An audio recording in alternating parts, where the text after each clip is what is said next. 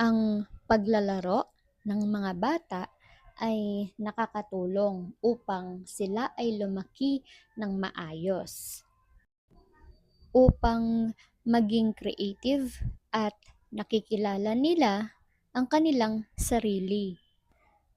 Natututo silang makisama at nakikilala nila ang mga tao sa kanilang paligid.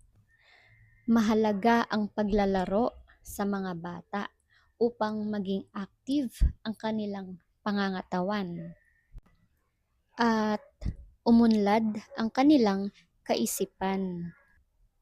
Mayroon din silang natututunan sa kanilang mga kalaro. Sana ay may natutunan po kayo.